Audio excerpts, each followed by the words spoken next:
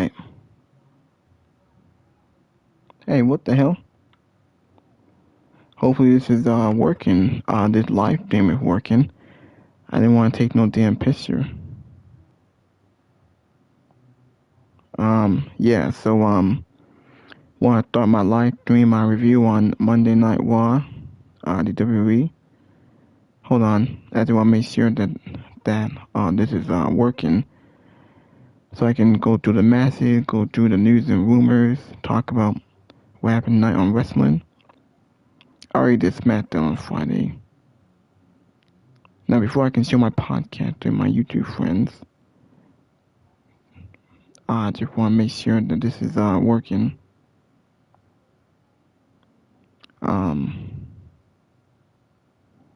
Alright, good.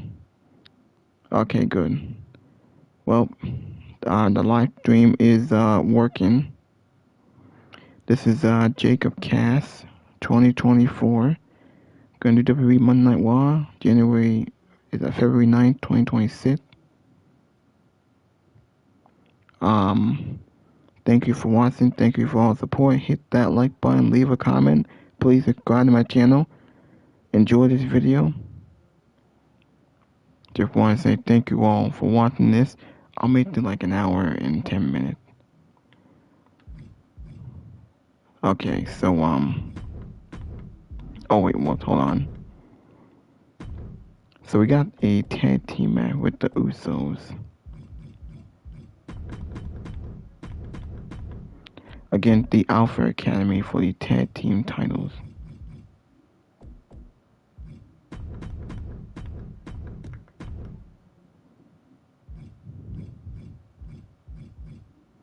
Oh, God damn it.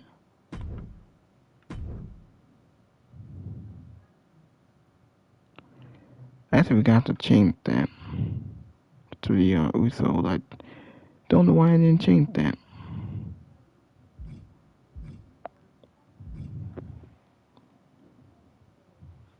What the? Why did I get up? What the hell?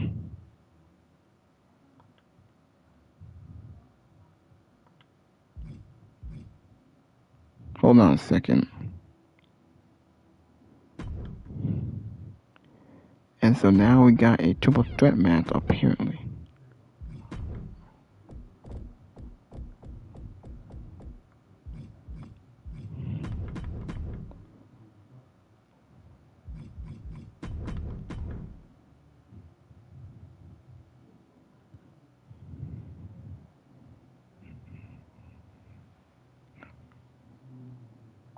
Okay, so who was in the triple threat match? Lyra was in it. I forgot who else was in it. Rhea Ripley qualified for the chamber for the woman. Hold on.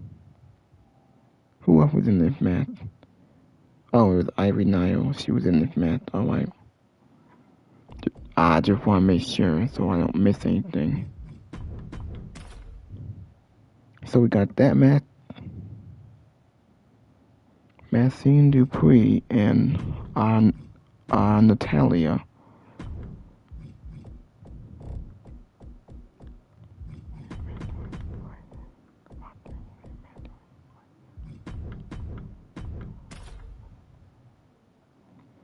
And then we got Javon Evans against who?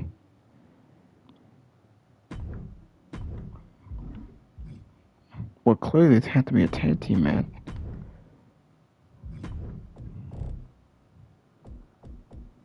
Javon Evans. Well, there is no Grand Americano, but I know Ludwig Kaiser, who playing as him. Well, actually,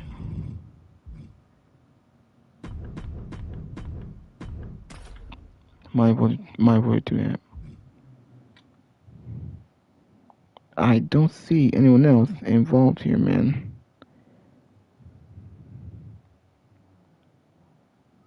So I assume the main event is probably just so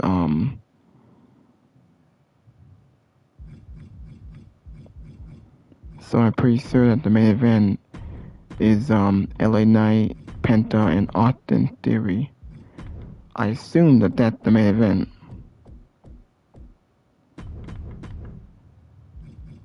As of right now, I know Penta's not on the game, so I'll pick someone else.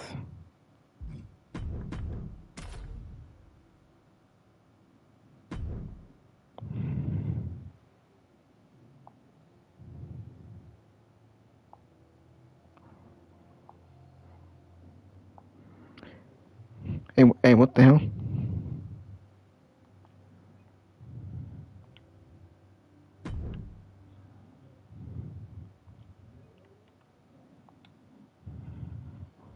Hey, what the hell? Jeez, man. Okay. Becky Lynch and AJ Lee, CM Punk and Finn Balor will be in Chicago for the Elimination Chamber on February 28th, along with the two chamber matches, one for the men and the women, and the winner will face Drew McIntyre. Whoever wins the men's chamber will probably face Drew McIntyre for the WWE Championship, and whoever wins the women's chamber will face Jade Cargill for her title on SmackDown. Because we all know Liv Morgan going to choose Stephanie Barker based on what they teased tonight on Raw. We know that's going to happen. Going to be Liv versus Stephanie, even though they didn't make it official. They keep delaying it and keep stalling, which I don't like, by the way, which they just announced already. But yeah, that's what we got on the show. Punk and Balor Part 2, Becky Lynch and AJ Lee in Chicago.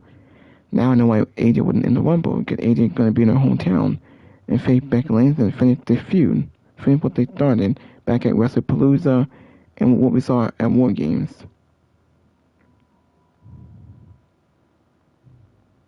Okay.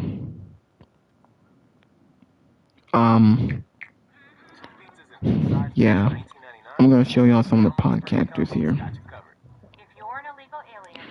One Night One was fine, wasn't that good. Kind of boring, but there were some good things on the show. Not all of them good.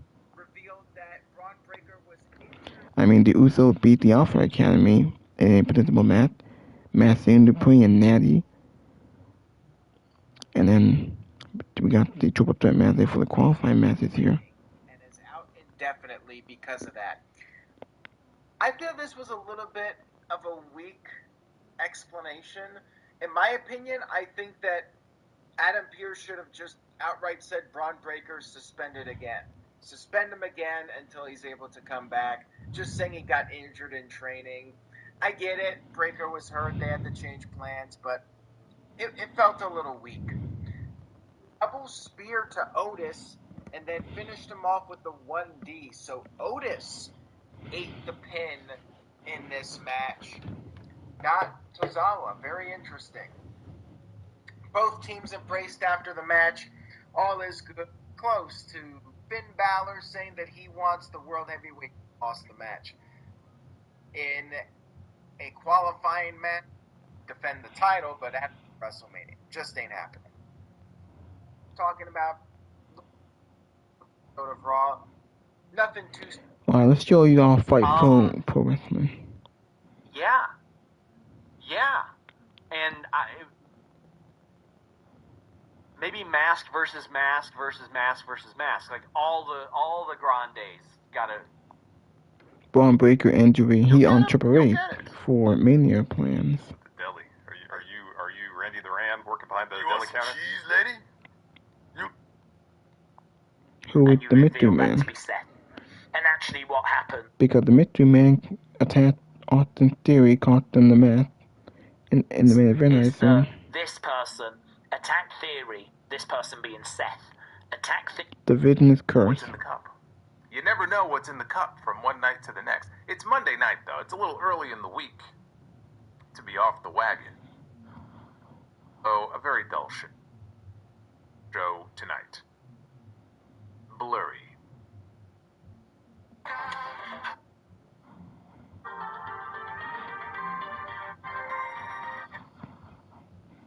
Oh, the vision. The vision is blurry. As we head into WrestleMania, there's no good time to get injured. Injuries happen, of course. Seth Rollins is injured. We don't know if he's going to be back in time for WrestleMania.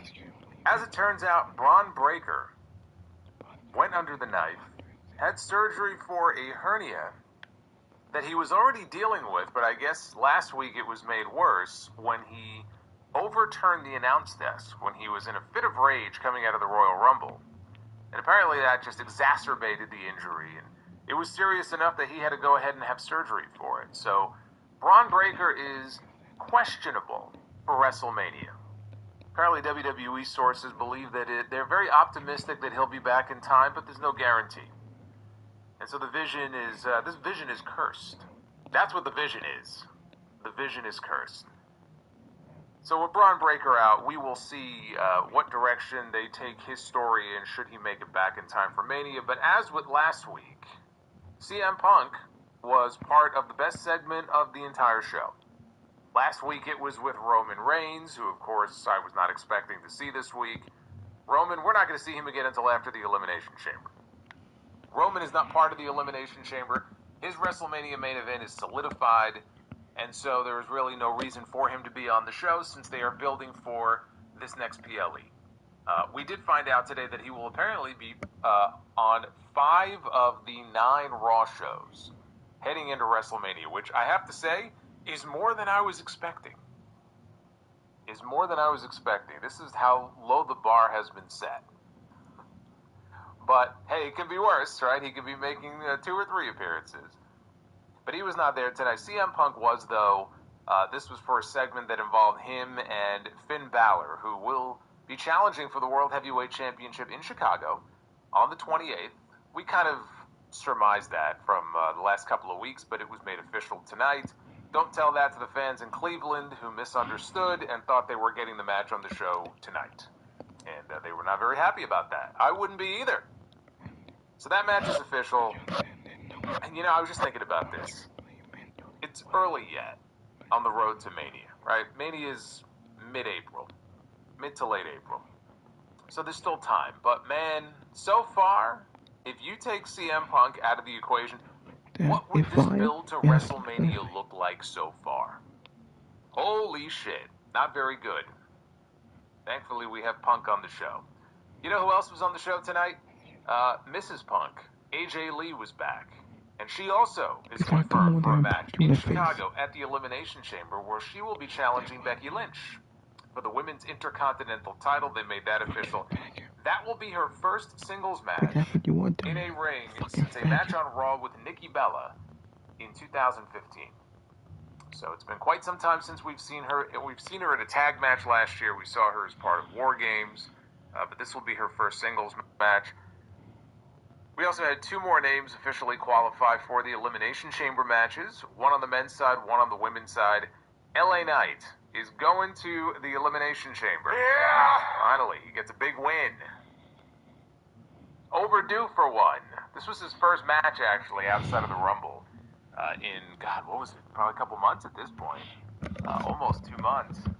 So he is in the Elimination Chamber match. Rhea Ripley has qualified for the Women's Elimination Chamber match, which actually makes me very sad because it makes it that much more likely that Rhea Ripley is going to walk into WrestleMania as one half of the Women's Tag Team Champions. And that means that Io Sky will likely walk into WrestleMania as one half of the Women's Tag Team Champions. And if that's all they have for those 2 women to do at WrestleMania is wrestle the Bellas, then shame on them. Because they should be doing more than that. Rhea Ripley is officially in. We'll find out on Friday if Alexa Bliss, Julia, or Zelina Vega get in. That is the next women's qualifying match that's coming up later this week. There's a huge men's one as well, don't forget. You know, this show, and Javon Evans probably had the highlight of the show with the OG cutter that he hit in the tag team match tonight, but the show had its moments, like the cutter, like the Punk segment. Overall, though, a very dull show. This show, there's a spark that's missing. There's just a spark that's missing of life from this show. And I hope they find it soon, or else it's going to be a slog sitting through this road to WrestleMania. Is all I have to say.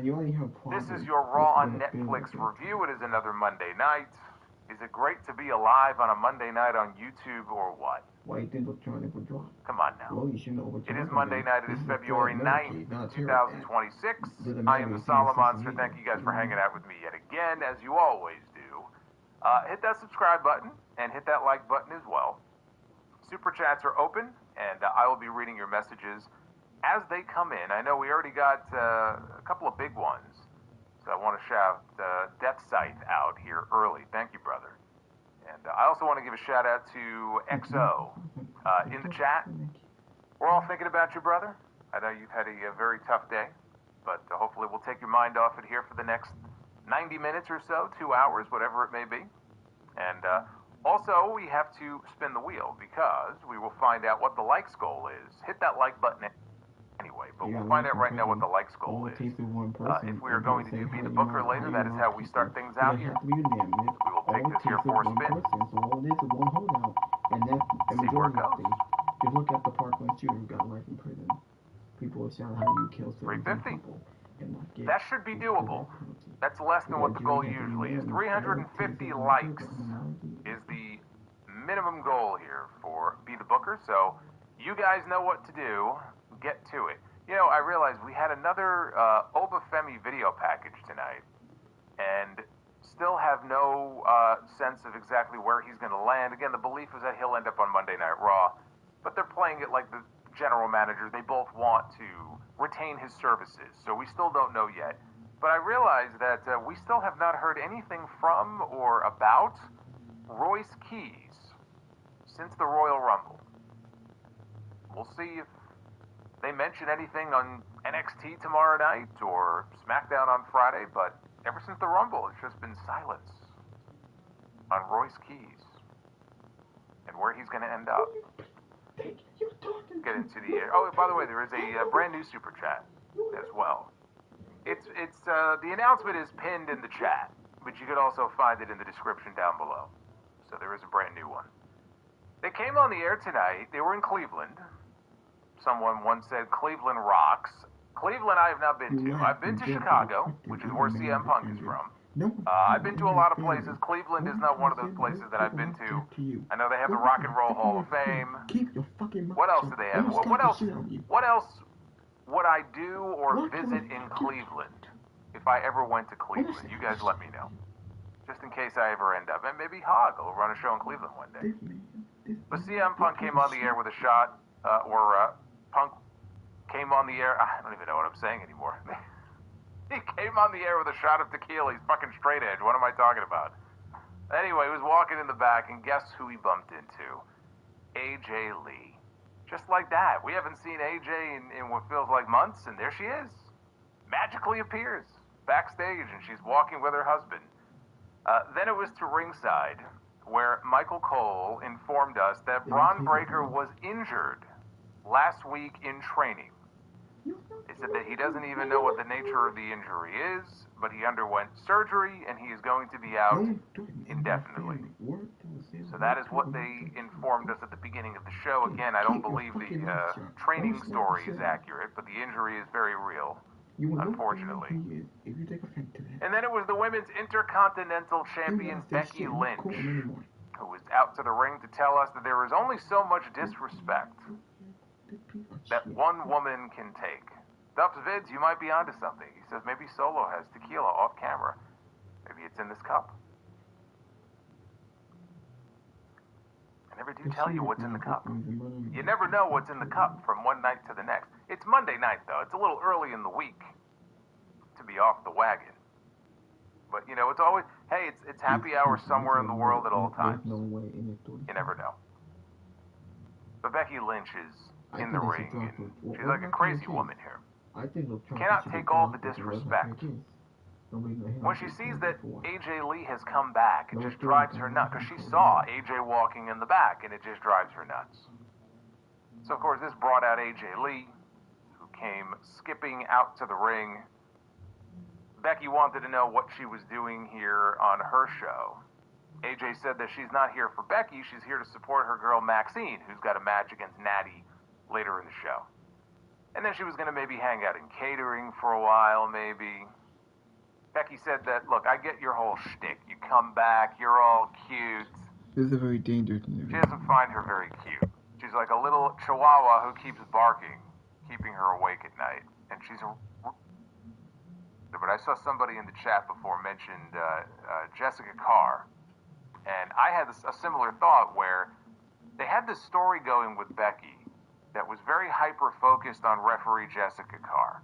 And they haven't really gone back to it recently. But I would imagine that we might see that revived. And I could see her being brought into this in some way. Maybe if Becky tries to get herself disqualified or something. I'm sure Jessica Carr is going to be the referee for their match. So I could see her being involved in the finish in some way. And then that leads to a rematch at WrestleMania, and in the end they probably are going to put the title on AJ Lee. I don't see that happening necessarily in Chicago. So anyway, so that match has been made official, and we'll be getting that very shortly. The other thing I also wanted to mention here about this segment, and I like Becky, and normally she's very good in these segments, she was trying way too hard to act crazy here, to the point where it was actually, like, distracting how much she was overacting, trying to be crazy and psychotic here in this segment. Jimmy Uso is back. We haven't seen Jimmy in a while, first time in many weeks. He was back to tag with his brother to defend the World Tag Team titles in this booming tag team division that we have here on Monday Night Raw. Booming as in, yes, it went boom and basically exploded into a million pieces and doesn't exist anymore. But they put the titles on the line against the Alpha Academy, Otis and Tozawa. Jimmy and Jay both coming out to Jay's music, which, if you pay attention to the lyrics, it doesn't really make a whole lot of sense for the two of them to be coming out together to this music, but Jimmy's a very good brother. I don't think Jimmy cares. Jimmy's got a baby Uso on the way. I think the theme music is probably the least of his concerns. So with the Usos on the floor, Otis, he pressed Tozawa over his head early, tossed him out onto the champions outside. That took us into the ring, and he asked the Usos, so what's next for you guys? You know, WrestleMania is coming up. What's next for the Usos? And you would think they would talk about, well, you know, there's so many great tag teams for us to conquer and to challenge us for the championships, but how do you say that with a straight face? They're chocolates. You know, they say something. All time. Even better than Ric Flair in 1992. The way you see an idea in your mind. Michael Jackson, Destiny's Child, Coldplay, the Beatles, the Rolling Stones, all of these people. No one watched the halftime show more.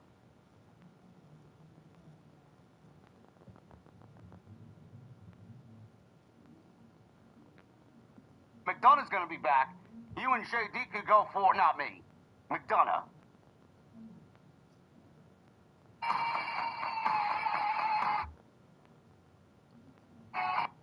Predictable matches, bro. What is it? There's nobody like a little unpredictability? Huh? Everything is so fucking predictable. Everything. I could sleepwalk myself through this fucking show and pinpoint all the fucking winners and losers on this show. Seriously. Fuck with me a little bit, please. That's all I want.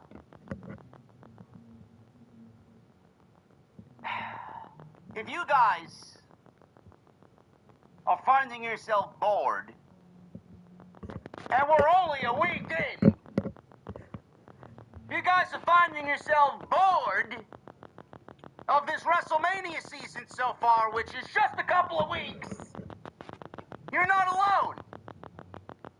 You're not alone. Roman Reigns wins the Royal Rumble. Liv Morgan wins the Royal Rumble. We got nothing last week outside of a Roman Reigns and CM Punk face-to-face that was miles better than anything on television last week. Friday night was fucking boring. And then Monday, another snooze fest on Monday night. Yet I'm supposed to believe Mr. Paul Levesque has everything under control. What does he have under control? He gave the fucking creative keys to the kingdom to fucking Elmo and Cookie Monster. Bro, this is the safest fucking show I have ever watched. It's gonna pain me to fucking say this, bro. This is fucking garbage. Garbage. There may be a little bit more unpredictability coming off of Wednesday night's Dynamite than there is on WWE television. Oh, man! Let me fake react to that one.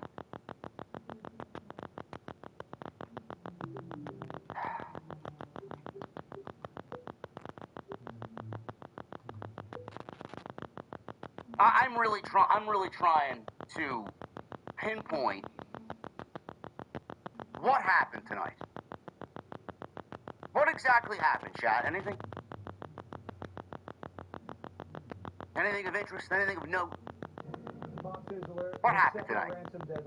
WWE's got 2 weeks till the Elimination Chamber. That's the only reason why they're putting matches together, because it's 2 fucking weeks away from the show. It's February 9th. They got 2 weeks left to go to book for the Chamber. And everything that they're putting into these qualifying matches is so fucking predictable.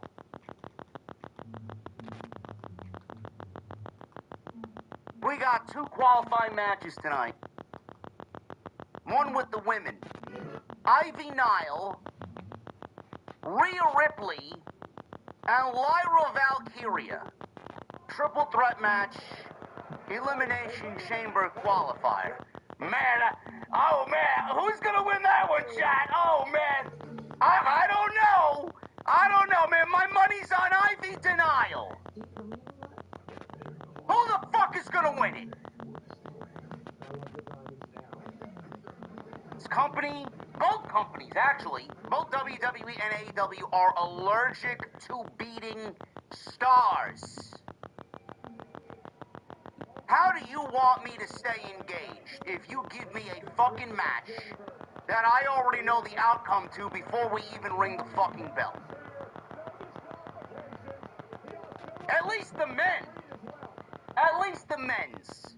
That was a little bit more unpredictable. Could have went either way. It could have went LA Knight. We don't know nowadays with LA Knight. You know, being that he's such a fucking loser, I don't think he's a loser. I think he's great. WWE Creative doesn't see much in him. LA Knight or Penta. Then you had Austin Theory, so at least we had 2 of the 3 in that match. A possibility.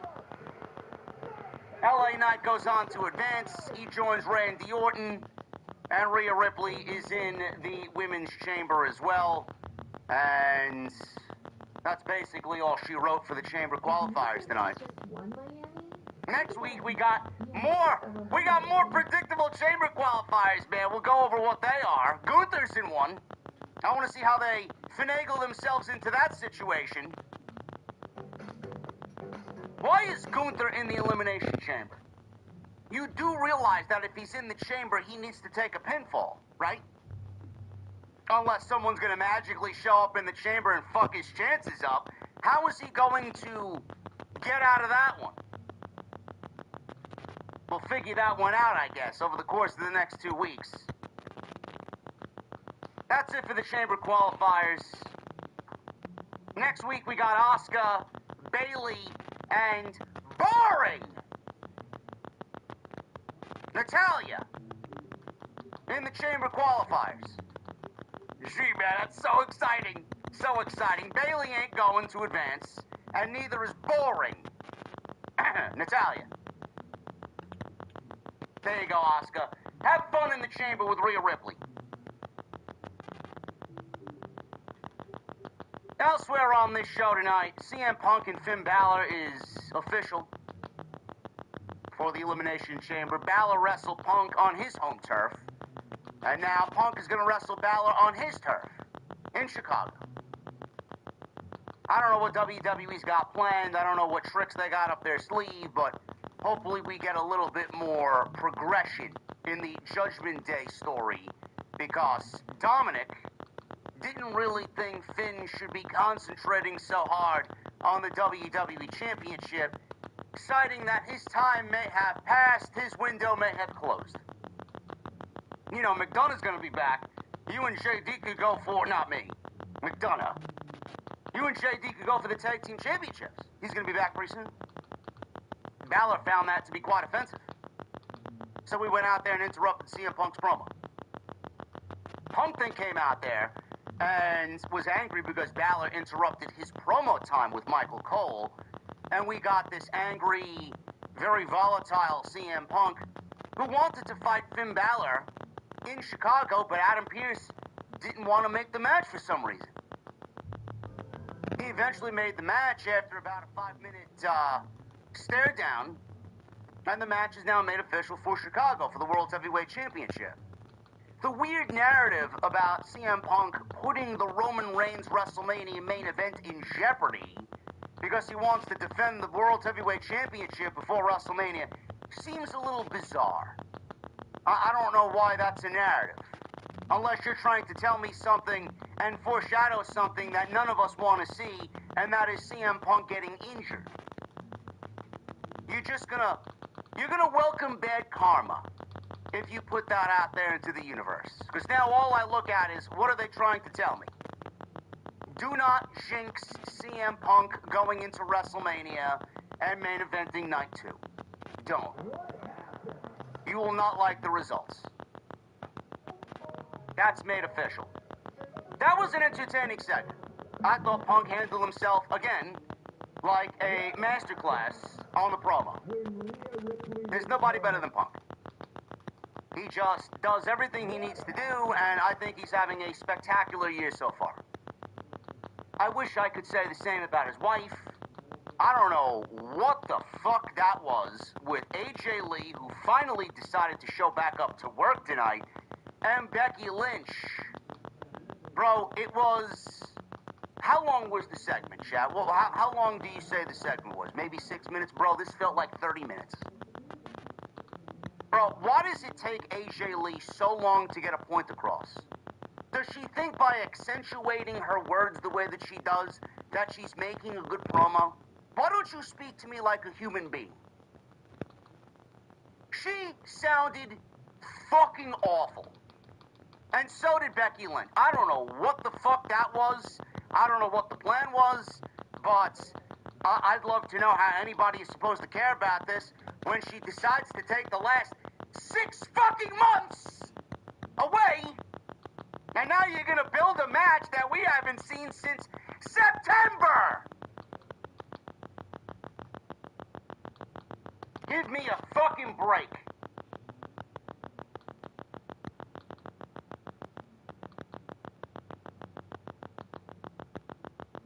Tag team titles are on the line tonight. Alpha Academy, they got a tag team title match tonight against the Usos because there's no other tag teams in the fucking division. What an off night for the Usos, huh? I can't wait for Jey Uso to go on Instagram and complain that the fans didn't like his match again. Maybe if you actually connect on those super kicks that missed tonight, a couple of them, and maybe you didn't fucking botch 3 or 4 times in a single match, maybe the fans won't be critical of your performance, Oos. What happens now to the tag team championships? Are there any other teams in the division? Oh, yeah, that's right, we still got the Creeds. I think there's 2 active teams in the division. One got destroyed last week in a 2-on-1 situation, and the other is Tozawa and Otis. Great. Super exciting stuff there in the tag team division. Natty wrestled Maxine. If you blinked, you missed it. And Bron Breakker is injured. Bron Breakker has a hernia problem, which required major surgery because WWE let him go out there and be the crazy psychopath that we all expect him to be, and it backfired royally last week, and it blew up in WWE's face. Now we may miss WrestleMania. And nobody knows the severity of the situation. It could be 2 weeks, 3 weeks, it could be fucking 6, 7, 8 weeks. We don't know. Now I understand why Seth Rollins was overheard telling MJF that there's been a setback. It wasn't Rollins having the setback, it was Bron Breakker. The show was boring. WWE is lifeless going into WrestleMania season again. And I'm telling you, man, Triple H, if he bombs this WrestleMania season and we continue on this trajectory so far, going into March and going into April, we're going to need to have a serious discussion about how long this guy is going to remain in creative. Seriously. I already see people asking for change and having him removed. I don't know what the problem is and why we can't get captivating television. Why can't we get interesting television? Why is everything so predictable and why is everything so fucking boring? I don't know what we need. There's glaring issues everywhere and seemingly all these issues go ignored. We'll try and make the most of this. This is your Monday Night Raw post show right here on Off the Script. It is your Monday, February 9th, 2026. Tonight we're sponsored once again by my great friends over at Turtle Beach. TurtleBeach.com/scripts. Make sure you guys use that promo code SCRIPTS and save 10% off. We'll talk about my friends over at Turtle Beach a little bit later on in the show.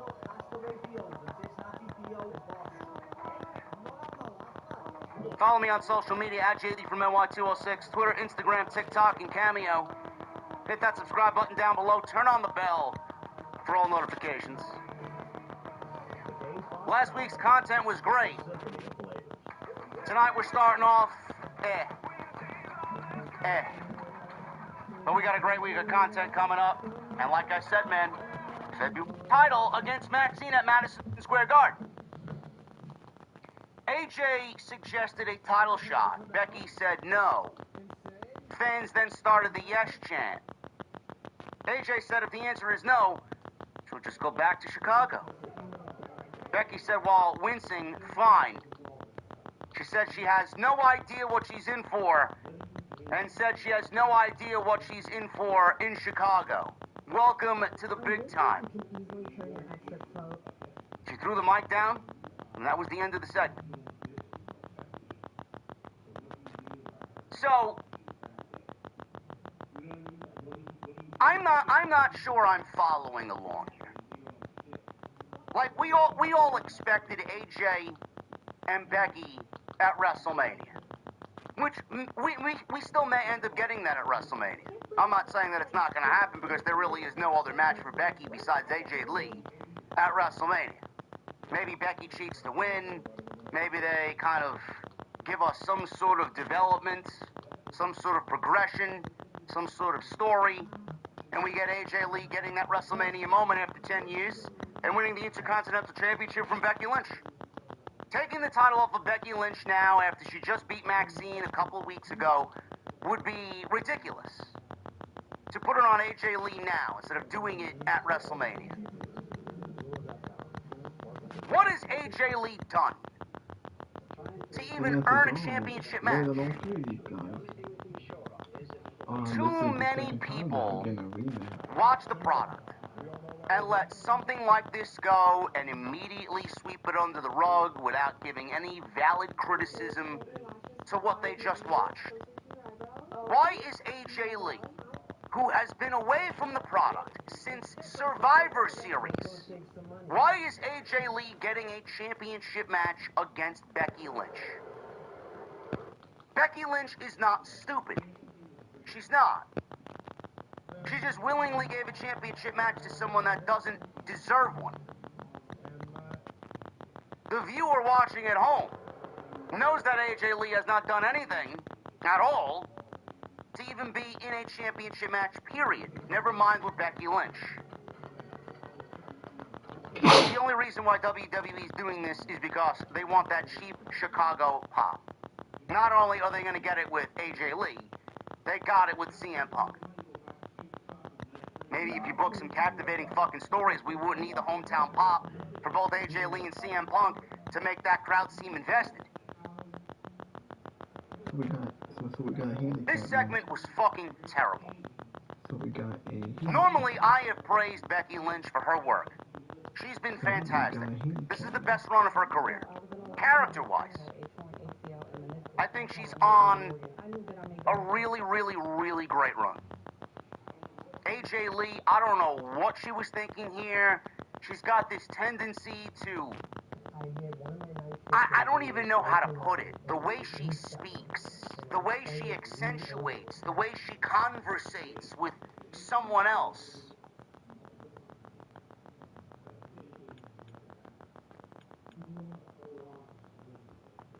Like, speak to that person like you mean it. Everything sounds like it's kind of coated in, like, this sarcasm. And it doesn't really sound serious. Everything she says, it's like it's coded in confusion or coded in some sort of question. Bro, I didn't get a single ounce of emotion from either one of these women, or either one of these women on this show.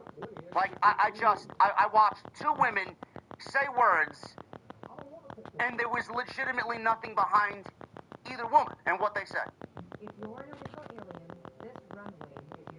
This entire segment bombed. Bombed.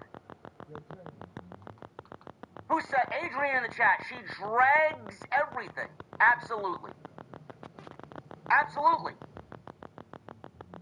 She drags every sentence she says, bro. There's like a pause in between every sentence for about 15 seconds. Speak. Speak. It does not make for a good promo. AJ is usually a very good promo. I don't remember her being this blatant with her fucking promos. It's not good. It's not good television. It almost makes it seem like she doesn't give a shit.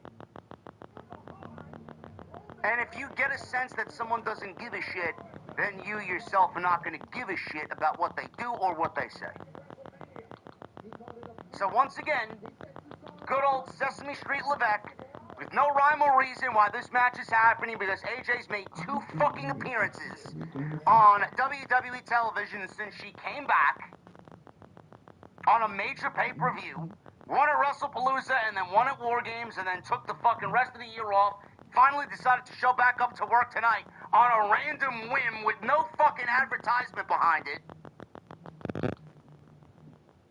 Getting an Intercontinental Championship match for no reason, but it's Chicago. So Triple H once again booking on the moment. It's AJ Lee in Chicago. It's CM Punk in Chicago. That'll really get him. They are absolutely using the moment as a crutch for their booking.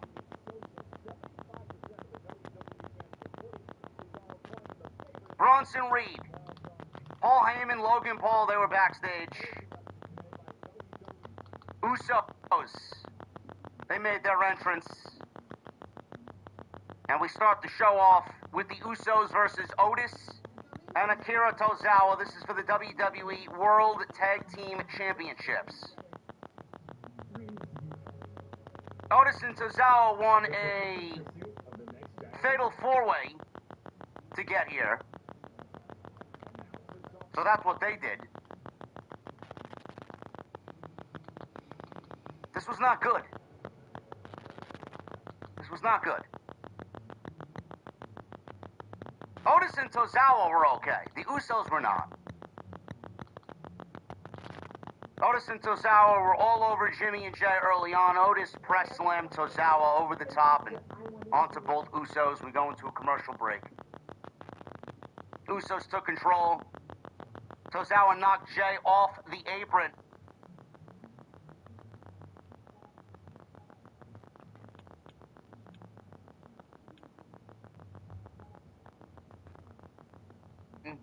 Before getting hit with a Samoan drop by Jimmy. Moments later, Jay punched Tozawa behind the referee's back. Tozawa, he planted Jey Uso with a DDT, and I mean planted him head first. So much so that the referee quickly went over to go check on Jey Uso because he got nailed with that DDT. Tozawa made the hot tag to Otis, who ran wild on both guys before hitting Jimmy with the world's strongest slam. He goes for a cover, he gets a 2 count. Jay made a blind tag, cut off a caterpillar attempt with a super kick, which missed completely. So Otis was doing the caterpillar. He was targeting Jimmy. Jay came in mid-caterpillar and tried to intercept with a super kick. The thing is, Jey Uso completely missed the super kick. He slipped. His knee came down on Otis, and Otis had to sell for a non-existent super kick. But as long as we get this, as long as we do this, everything's alright, right? There you go, man. I can botch, but as long as everybody's doing this. Fucking awful. Uso super kicked Otis. Tozawa made a tag and delivered multiple suicide dives. He then mocks Jay's run it back, and he hits another suicide dive, which was great. Tozawa hit Jimmy with a beautiful diving senton. Can I tell you how underrated Tozawa is? Tozawa's great. They let the guy fucking wrestle. He's great. Diving senton by Tozawa on Jimmy. He gets a 2 count. Otis tagged in. Jimmy super kicked both Tozawa and Otis.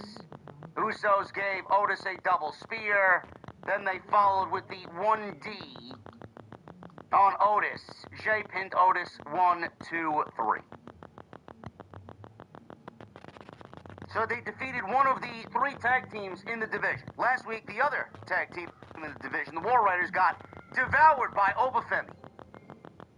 Who's next, you ask? Byron Saxton gets into the ring after the match. Usos were asked what's next going into WrestleMania. Jay gave Alpha Academy a shout out. Jimmy says they would continue to be the best tag team in the game. But what he wants next is to see Jay qualify for the Chamber. Win the Chamber. Go on to being main event Jey Uso. Everyone said, yeet.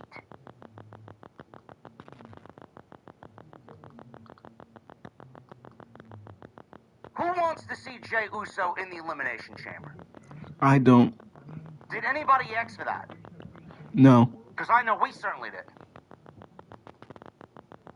What's stopping Jimmy from qualifying for the Elimination Chamber? Why does he peddle it off to Jay? Why doesn't Jimmy go out there and qualify for the Elimination Chamber? Or how about this? How about we don't make either Usos a singles wrestler and very much keep them a tag team? Jay has been well past his fucking time in the sun. And it looks like the Usos together aren't really gelling all that well either. Maybe everybody is Uso'd out.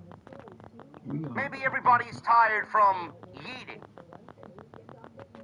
I don't want Jey Uso anywhere near the Chamber. I don't.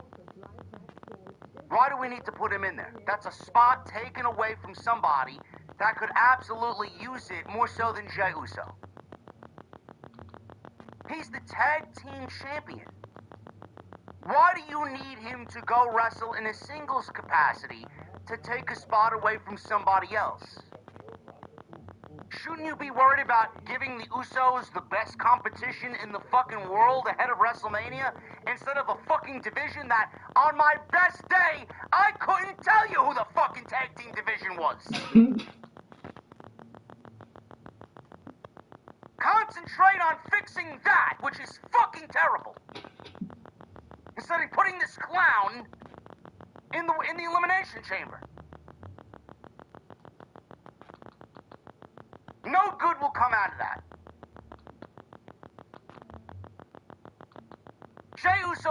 chamber will only make it that much more predictable. Normally there's 6 guys in the chamber. If he's in there, there's only 5. Why would you do that? Why do you want to give off that perception?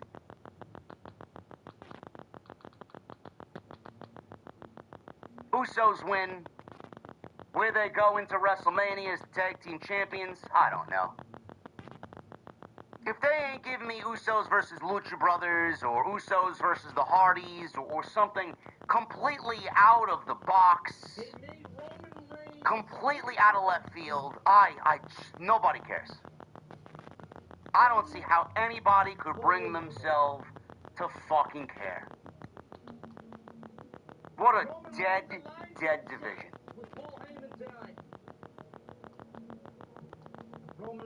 Liv Morgan.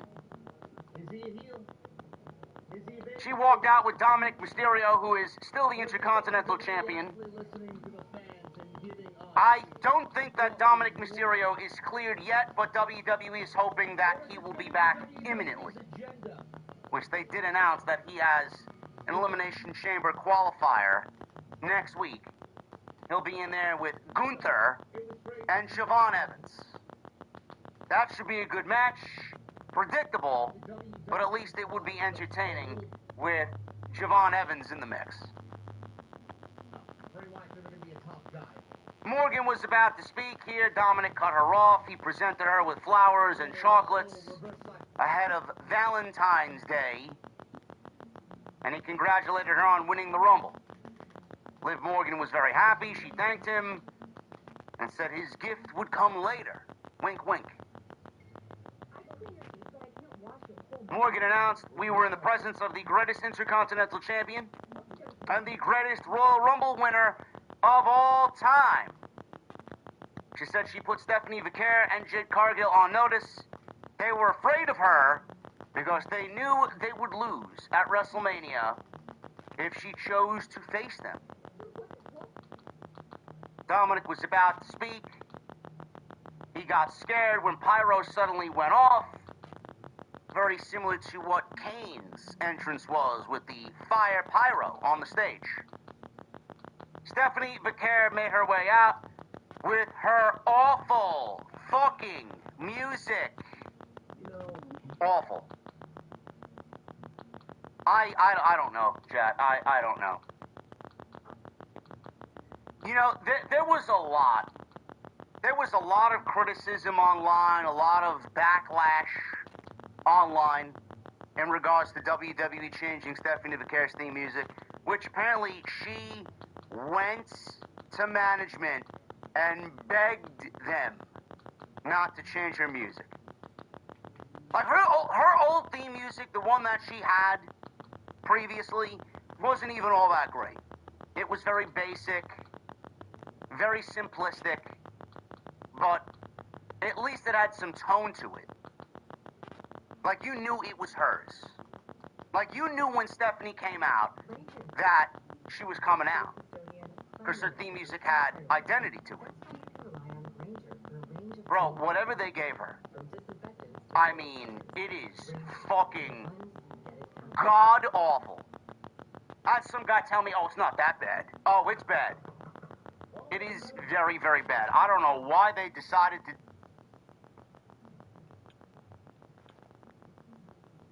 do her dirty so badly. There's no identity, bro. It is so, you can listen to it. It is soulless. It is absolutely void of any fucking emotion. I don't know who the fuck's coming out. I don't. Like, it's mind-boggling to me how and why a decision like this is made to change this type of thing. To change this aspect of someone's presentation when it doesn't need to change. If it's not broken, you do not need to fix it. The guy that wrote Stephanie's music isn't even a known musical artist. He may do it for fucking shits and giggles. He may do it for an extracurricular activity. I don't even think he's a part of a band or he's anybody big. You couldn't pay this guy a couple extra dollars to just fucking buy the rights to this theme music, which he specifically wrote for her. Why and how is a decision like this made? To take something so simple and just fucking kill it. And then at the same time kill the presentation of your women's world champion. I worked 3 jobs at once to keep us afloat. I never thought I could afford to invest. She comes out, music is fucking terrible. Stephanie told Liv that she talks too much. She said something in Spanish. Morgan wanted Dominic to translate. Dominic didn't repeat what Stephanie said, so he responded to Stephanie in Spanish. Morgan wanted to know what he said. Stephanie responded, he said, he's a little bitch. Liar. She accused Stephanie Vicaire of wanting Dominic and offered her a Hot Girls Love Dominic shirt. And then she tells Stephanie, by the looks of her, she doesn't think she's qualified to wear it. All right, bro, listen. Bro, you could have Liv Morgan go out there and say anything at all, man. But when you want to relay to me, now I know Liv is gonna be a petty bitch in this promo, and she's gonna get under Stephanie's skin. But bro, you want me to believe the words out of your mouth. Does anybody genuinely believe that Stephanie Vicaire is not worthy of wearing a Hot Girls Love Dominic t-shirt? What are we trying to imply there? Because I don't believe it. At all. Stephanie then told Liv Morgan, please pick me. Please pick me so I could kick your ass at WrestleMania. Morgan says she didn't plan to rush into making a decision. She then stated, if you don't like it, you can cry about it, puta. She called Stephanie a whore. Very classy. Stephanie was pissed at this line and slapped Dominic instead of getting at Liv. Stephanie stormed off instead of just going after Morgan, and that's where we leave things right now. I actually enjoyed this segment. I thought this was the most comfortable Stephanie looked on the microphone. You don't need to give her some huge fucking monologue out there and have her recite line after line after line and have her just get visibly lost in front of the audience. I thought what she did was very good. It was very quick. It was to the point. And you got across what we needed. She was angry. As soon as that puta line was hit, you knew Stephanie was angry. So, I can tell you right now, you know, that they are withholding Liv's decision. I think this was a pretty impactful statement here on what the Women's Championship match is going to be at WrestleMania. Liv Morgan is not choosing Jade Cargill. At all. So the winner of the Chamber is getting Jade. Liv is very much challenging Stephanie for the Women's Championship at WrestleMania. And all I hope is that WWE builds Stephanie up over the next 8 weeks and gives her some real push and gives her some real TV time so that the fans could get invested in what the match is going to be. You don't want her going into Mania lukewarm. Heat her up the best way you can and get that woman the crowd reaction that she deserves. Because I don't think WWE has done Stephanie a good job at all. Very unmemorable reign. Nothing big has happened. It just feels like Stephanie is holding the belt and keeping it warm for whoever is next. Which it could very well be Liv. And that could be a centralized story in the Judgment Day angle. Stephanie has not made that championship her own.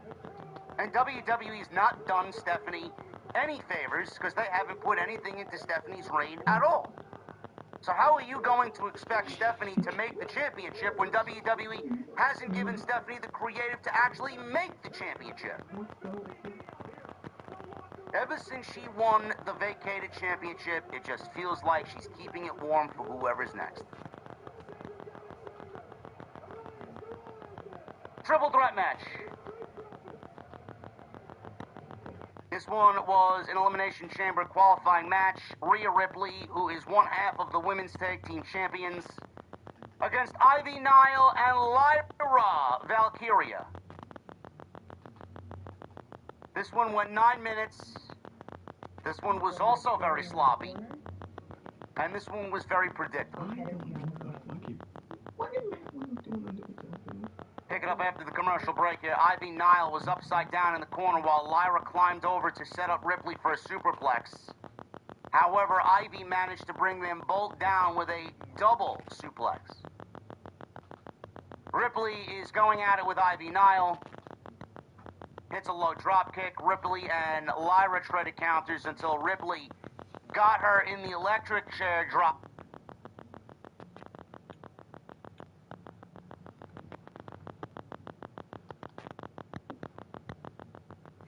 position. Seemed like they were setting up for Nile to the flying crossbody to knock down Lyra, who was sitting on top of Rhea's shoulders. But Rhea Ripley dropped Lyra, which prompted Ivy Nile to jump off the top rope and completely miss and botch the entire spot. I don't know what the fuck happened here. So instead of holding Lyra up and waiting, and she was out of position to boot, was Rhea Ripley, she just dropped Lyra face first, and Ivy just jumped off the top rope and hit nothing. Luckily, Ivy Nile quickly went to go cover Lyra, because Ripley, after the move, had backed herself into the fucking corner, and Ivy Nile tried to make up for it by stealing Rhea's pin, which she did not because Rhea broke it up.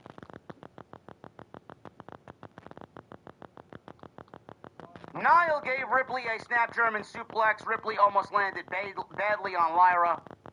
Nile gave Lyra a spinning Uranage for a 2 count before applying a dragon sleeper, which Rhea broke that up with a headbutt.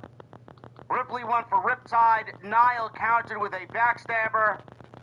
Lyra hit Nile with a Nightwing, but Rhea Ripley flew in and hit her with a big running knee strike, followed quickly with a Riptide on Lyra. 1, 2, 3, and Rhea Ripley joins Tiffany Stratton in the Elimination Chamber. This was not good. This was also very predictable. Lyra wasn't going to the chamber, and neither was Ivy Nile. At least WWE could do. I don't know if they're even capable of it anymore. The least that they could do is give me something a little bit more unpredictable. Case in point, Friday night, we have a main event on Friday Night SmackDown, which is a men's Elimination Chamber qualifier. Cody Rhodes, Jacob Fatu, and Sami Zayn are in the same match. That is legitimately the way that these matches should be. But these writing teams, the head bookers, they don't want to beat their top guys. They're afraid to hand out losses. So by default, they make everything super predictable. Nobody expected anybody but Rhea to win this match.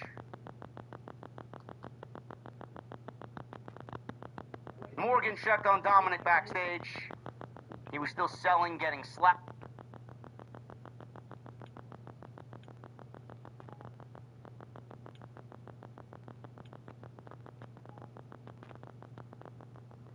By Vicaire.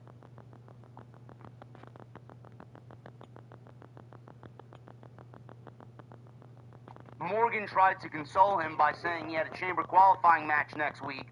Dom wasn't happy because he still had to defend his Intercontinental Championship, which he has not done. I don't even remember the last time he defended the IC title. It might have been... Who did he defend the IC title against last? Does anybody know? Or did he win it from John Cena at the Survivor Series, get injured, and then never defend it?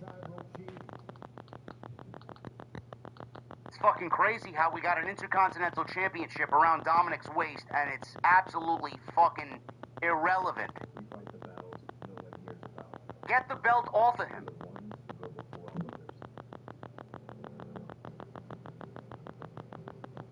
Finn Balor was sitting in the Judgment Day clubhouse. He was all sad. He was all dejected. Dominic went over to talk to him, saying, J.D. McDonough will be back soon. Him and Finn can go after the tag team titles.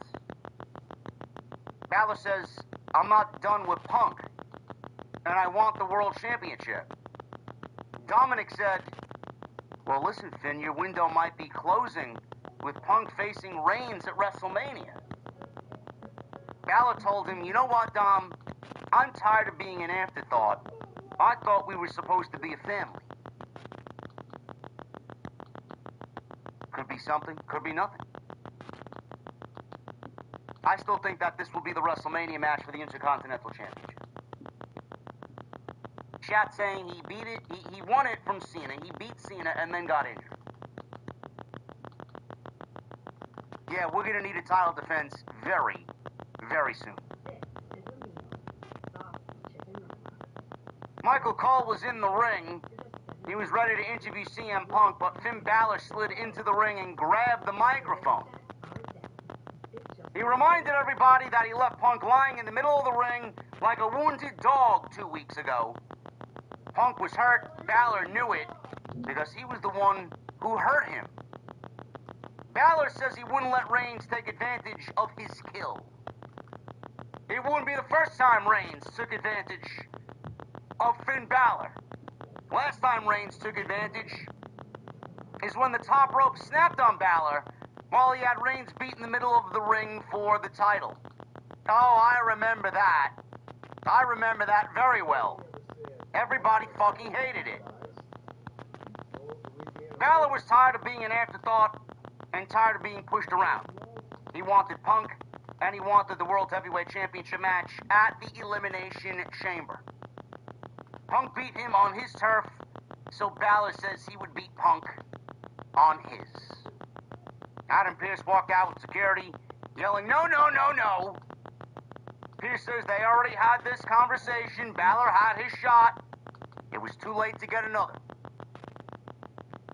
So let me get this straight. It's too late for Finn Balor, but AJ Lee could come back after all these months away, ask for a title shot, and get granted an Intercontinental title shot against Becky Lynch. But Balor wants a shot, and it's too late for Finn Balor. Does Adam Pearce have something against Finn Balor? He kept him out of the Rumble. He doesn't want him to get a championship match against Punk. Something fishy's going on. The world title was spoken for, says Adam Pearce. You know, that's funny. It's spoken for at WrestleMania, which is, what, 10 weeks away? Why are we giving Balor this level of disrespect? There's got to be a title defense in between now and WrestleMania, right?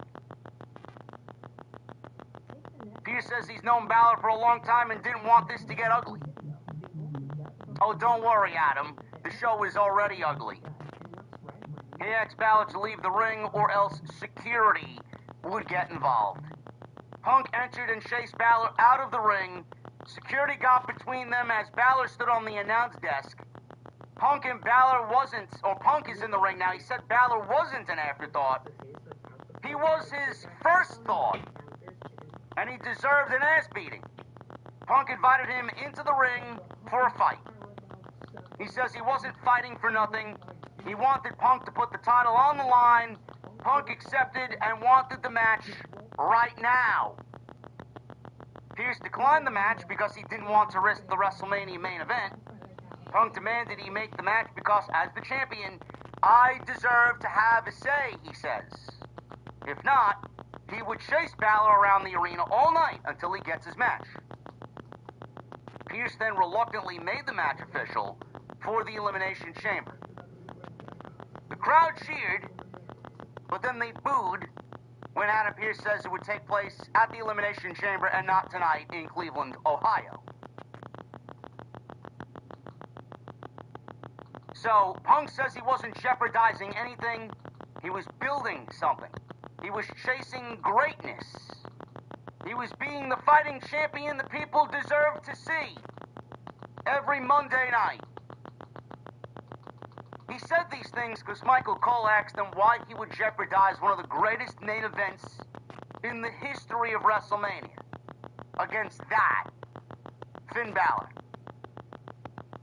So you can clearly see what the WWE narrative for this WrestleMania match between Punk and Reigns is going to be.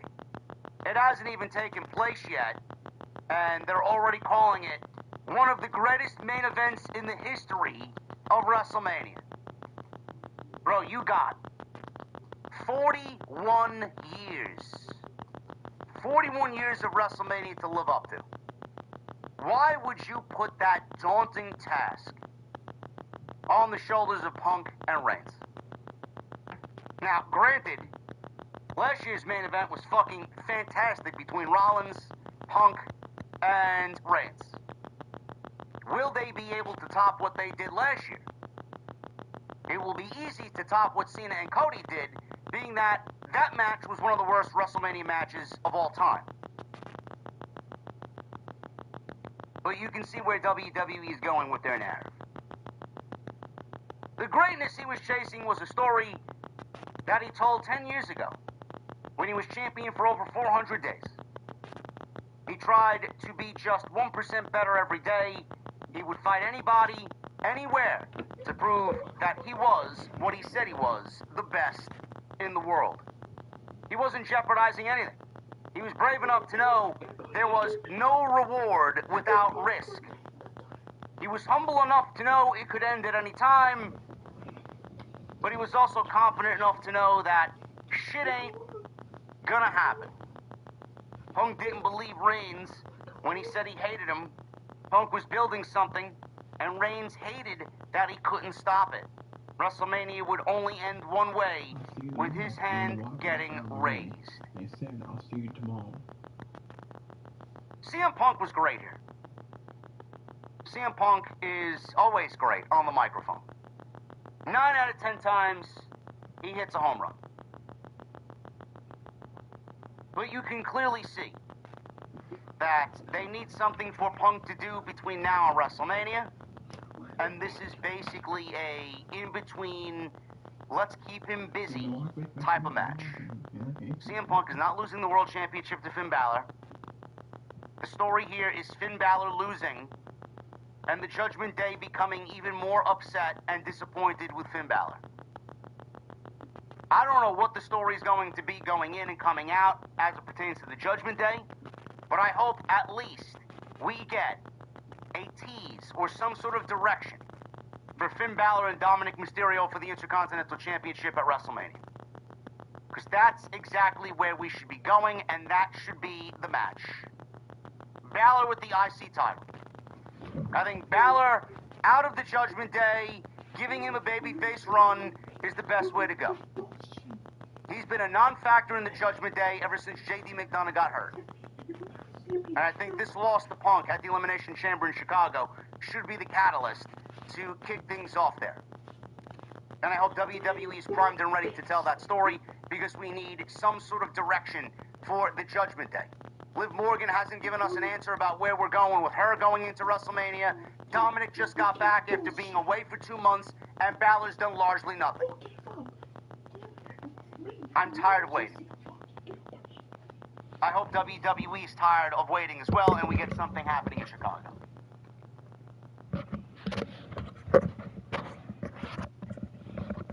Adam Pearce is sitting and thanks security for escorting Balor out of the building for interrupting the show.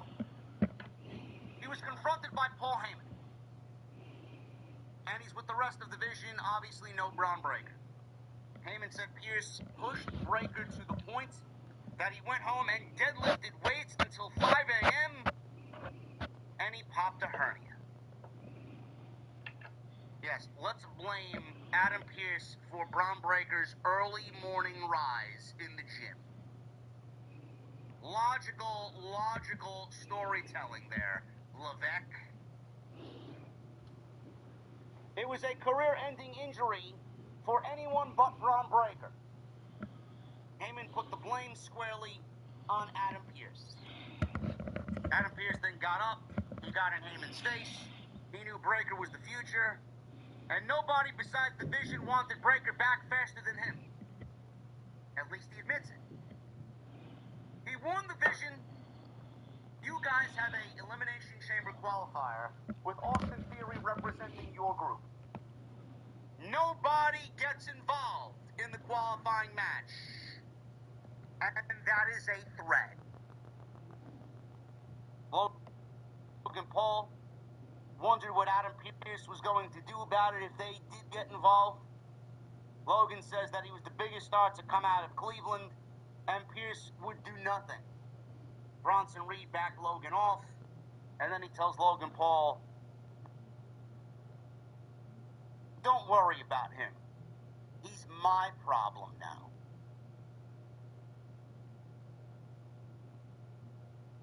Bron Breaker's the big story coming into and coming out of tonight because he wasn't there, and the news was that he is potentially going to miss WrestleMania.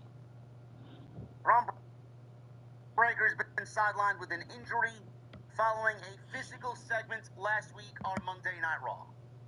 WWE's never going to admit that he pulled a hernia flipping the table over last week on Monday Night Raw, but that's exactly where it happened. Injury spot came in where he flipped the announce table over and has since undergone surgery to address this injury. According to a report from PW Insider, the injury occurred specifically when Breaker flipped the table over during the broadcast last week. The physical exertion required for the spot resulted in damage that called for surgery. PW Insider reports, and I quote, "We are told that Bron Breakker was hurt during last Monday's Raw when he flipped the table over. The situation developed quickly throughout the week. By Wednesday, February 4th, medical evaluations confirmed the severity of the injury, and it was determined that surgery would be the only course of action to repair the hernia." PW Insider says, "We were also told that by Rollins, the timeline for his recovery will be crucial as the company finalizes plans for WrestleMania. Should he not be able to return in time, that may impact Rollins' need to return as soon as possible and allow more recovery time for one Seth Rollins." Now, there was another report that went out that I really did not understand. And this is also coming from Mike Johnson of PW Insider. Word making the round at Monday Night Raw is that Bron Breakker's hernia was an issue that had been ongoing prior to last week's Raw. But the determination was made that surgery was needed after his appearance. Breakker's booking in the Royal Rumble was not dictated by any injury or health issues. That was the creative that was decided for him to start his run to WrestleMania, which has now changed due to surgery being needed. So let me get this straight. Word making round is that Bron Breakker's hernia was an issue before the table spot last week at the beginning of Monday Night Raw. So if that's the case, why did they bring Bron Breakker back at all? If Bron Breakker was working with a potential injury, and they had already suspended him from the television show for putting his hands on Adam Pearce, why did they make such a big deal about bringing him back and having Adam Pearce meet him face to face to then only put him in the Royal Rumble, put the rest of the Vision in the Royal Rumble, and then in the Rumble give him an elimination in 5 fucking seconds? Don't you think it would have been better off if they left him off television to let him go get the surgery that he needed and take care of the injury as needed, which would allow him more time for recovery so that they would not chance him to miss WrestleMania? I am very confused. Me too. By this report. It'll make you It sound. does not look good for WWE. Yeah. Why did they bring him back at all? That doesn't make sense. If you knew he was hurt, why did you have him physically exert himself in the Rumble Why did you have him get physical last week by doing something completely unnecessary, by flipping a table over, which probably only aggravated the already bad injury? Sounds like WWE might have been reckless with Bron Breakker. And if Breaker's gonna miss WrestleMania, Triple H and WWE Creative have nobody to blame but themselves. Now, supposedly, there was another report, and I'm going to lump this in here because this is really interesting stuff. Dave Meltzer gave you a timeline of events about how the WrestleMania main event landscape has changed from the beginning stages to where we see it now. Meltzer detailed the original strategy, which focused on the four biggest stars in the company: Rollins, Reigns, Punk, and Rhodes. The plan was to finally deliver WrestleMania this year with Night 1 and Night 2 main events of Rollins and Reigns Night 1 for the World Heavyweight Championship, and Night 2 would have seen CM Punk and Cody Rhodes in the Night 2 main event for the WWE Championship. So Reigns would have went on to win the Royal Rumble. Rollins would still be the World Heavyweight Champion. Punk would go into Chicago, win the Elimination Chamber, and challenge Cody Rhodes for the WWE Championship. If Rollins didn't get hurt, you're looking at two main events that would absolutely be the best main events that WWE had at their disposal for a WrestleMania. No matter how you look at the Mania card, no matter who you listen to that fantasy books a card with where we sit right now, none of it would be better than those two main events right there. Rollins' injury derailed everything, which fucking sucks. The final two main events, Meltzer says, have changed twice since the year's plans were made. The basic idea is the four biggest stars in the company were and are Reigns, Punk, Rhodes, and Rollins. So the plan was for Rollins to defend the world title against Reigns. Rhodes would then defend the world title against Punk in a babyface versus babyface match, which the company has avoided doing but teased multiple times since Punk has returned. Following Seth's legitimate torn rotator cuff injury, creative plans shifted dramatically. The company decided to pivot to a program involving CM Punk and Bron Breakker. The intention was to use the situation to elevate Breakker to the top tier of the roster.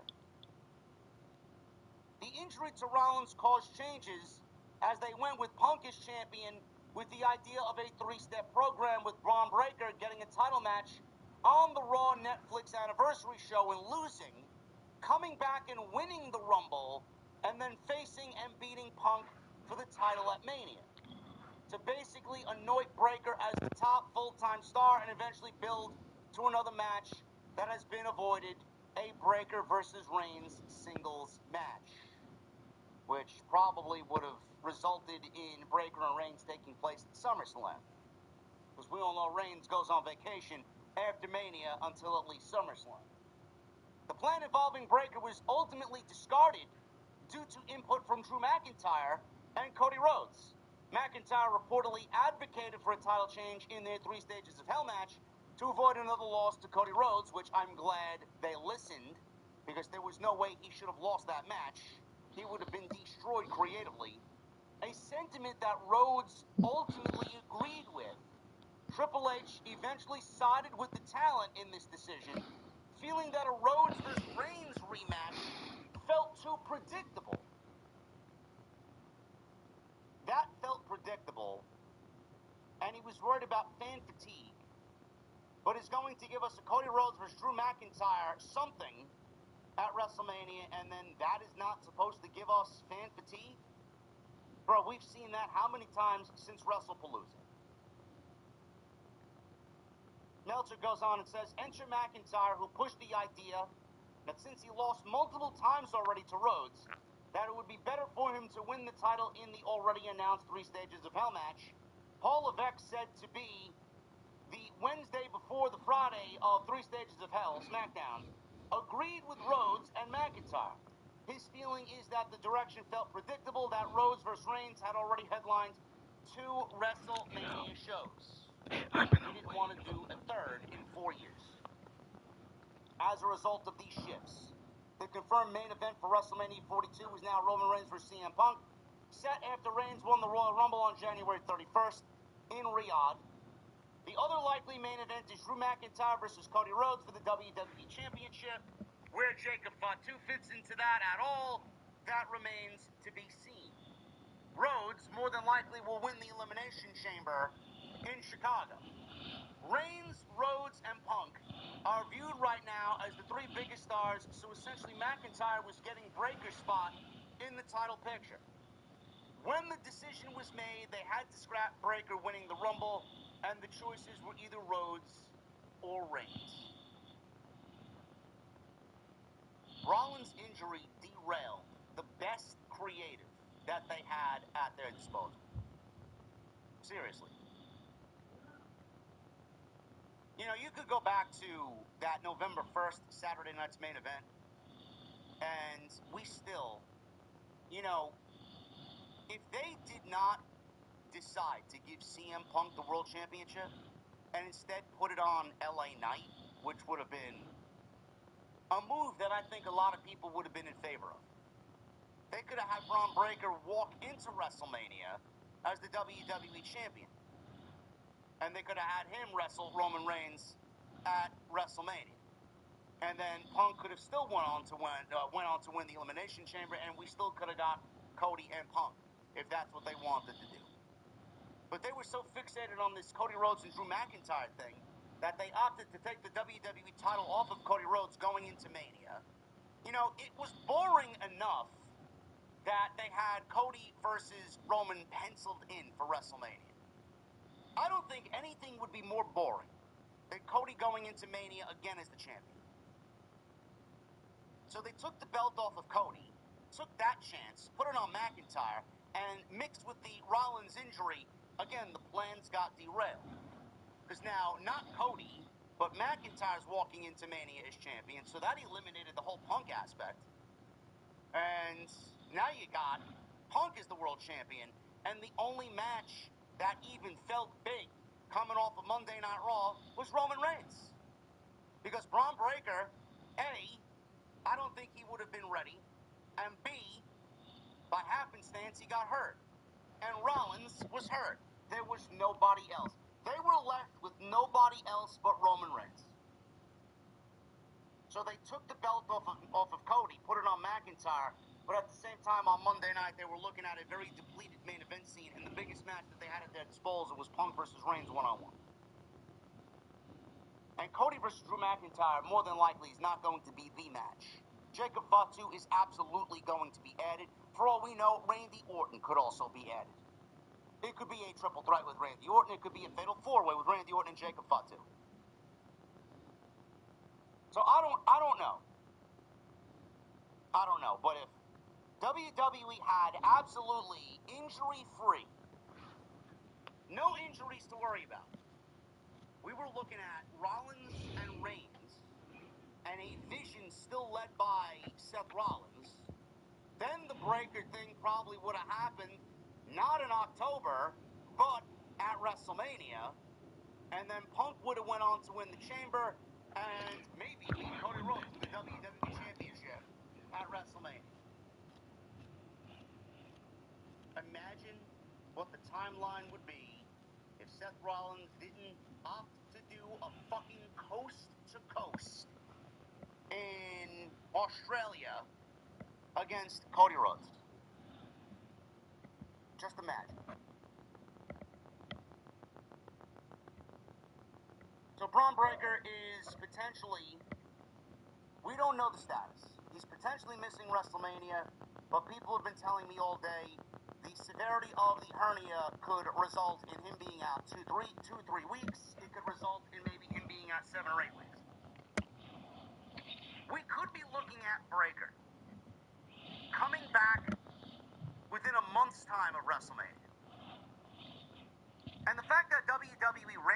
angle tonight and showed the Masked Man again tonight in the main event. I don't think WWE does that unless they know Bron Breakker is also going to be back in time for WrestleMania. Now, it's going to be a little long in the tooth. It's going to be a little repetitive. Now that Breakker can't be on TV and he's got to go through rehabilitation and he can't be at the TV shows, this Masked Man is now going to cost the vision elsewhere across Monday night. Bron Breakker would have been in the Elimination Chamber, and the Masked Man probably would have been revealed at the Elimination Chamber by ruining Bron Breakker's chances of winning the Chamber and getting to WrestleMania. Now I don't know what we're going to do. They may actually hold off on revealing who this Masked Man is, which apparently it's supposed to be Seth Rollins. Seth Rollins was at the Super Bowl Radio Row this weekend, and he had a little meet-up with MJF, who was also there. And if you guys watch their face-to-face, he mentioned something about a setback. You can audibly hear him say that something happened as far as a setback. We may be looking at the setback. It might not have been Seth Rollins having the setback. It might have been Bron Breakker. So Bron Breakker's out. I just don't believe that original story, that WWE knew that this guy was hurt and knew this guy potentially needed some medical, and they let him go out there and do what he needed to do anyway. If you knew this guy was injured already, why did you risk worsening the injury? Why didn't you call him to be off TV to go get this taken care of so that it would leave you plenty of time with no worry about his status for WrestleMania? Now we did this spot last week, probably made the injury worse, and now you're really pushing it to a point where he may not even make it back for WrestleMania. I find that to be very, very careless. Very, very careless.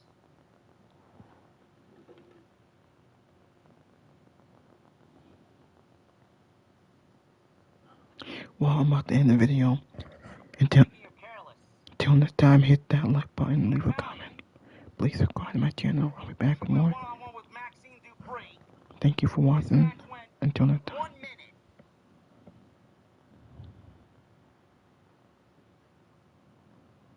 How are you going to get me to care about this new recreation of Natalia? Natty. And give her 1 minute to do what she needs to do. Until next time, I'll see y'all later.